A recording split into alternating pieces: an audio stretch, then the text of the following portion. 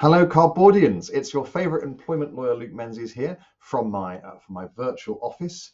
And just for a bit of fun, I thought since I'm in the office, I would give you the treat of seeing my barrister's wig. I can do my talk in the wig if you like. Yep, yep. I think you want that. Okay, there you go. That's how I used to look in court. Brilliant, hey? Obviously, I'd have a jacket on, and I'd have actually had this wing collar. And under the wing collar, I'd have had these tabs. But anyway, needn't worry about that. What you want to do is hear some law from me. Um, so, quick update on the forthcoming changes to unfair dismissal. First of all, so we've all heard that the right to not be unfairly dismissed. Currently, you need 2 years service. The Labour government's going to bring that forward to day one eventually. That was going to be October 26. We've now heard that it's going to go back to perhaps the spring of 27. But still, be aware of it. And what's really important is to recruit really well, because by spring 27, anyone you take on from day one, if they're no good, you're going to have a much more difficulty in getting rid of them. So have a really clear job specification, have a really good job description, recruit well, make sure you get the right person with the right attitude, the right skills at the beginning, because being able to say goodbye to them is going to be harder.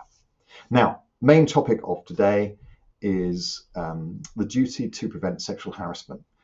This has been on the statute books for a few months now, but employers are increasingly coming to realise that it requires something more than it used to be.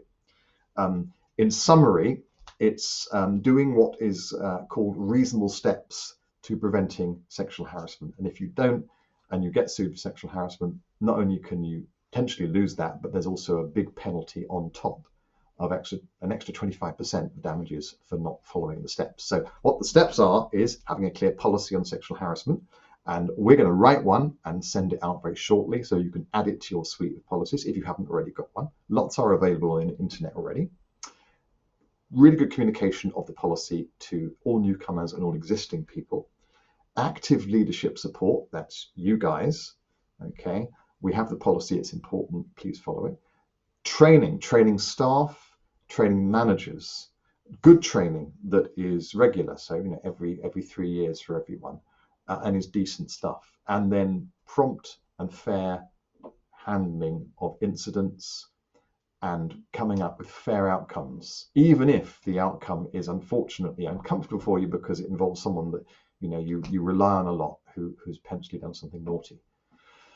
So having a zero tolerance policy, of zero tolerance stance is important, and making sure that people at both staff and managers are trained in what behaviour is appropriate, what is not. I think we all know sexual harassment, but it's not the bottom pinching so much nowadays. It's just the over and inappropriate interest in someone else's love life, for example, or it's asking the girls in the office out for lunch more than you would ask the men, or whatever. It's smaller stuff that perhaps our kids can really immediately see as a bit creepy, as they say.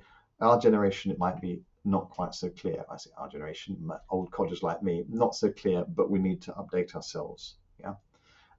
Having a named senior person, HR manager, whoever, who is responsible for it, making sure that when a complaint does arise, it's dealt with properly, it's dealt with professionally. There's no comeback or retaliation or victimization.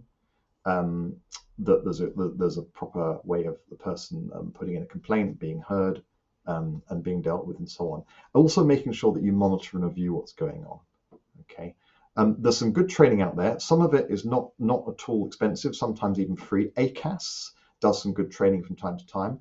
The Equality and Human Rights Commission, the ERHC, is also good. Other places are available as well, Menzies Law and all sorts of places. You probably get emails offering you this sort of training. It's worth having some. It's worth, therefore, having the policy, doing the training, monitoring, following it, and that will all give you this statutory protection and will significantly reduce the impact either of sexual harassment happening or of you getting not only hit with a claim for it, but also potentially the penalty. So thank you so much, my lovely SPA members. It's been great to see you. It's goodbye from me. It's goodbye from my wig. And I'm delighted to say I've come in exactly within 5 seconds of the 5 minutes. So over and out.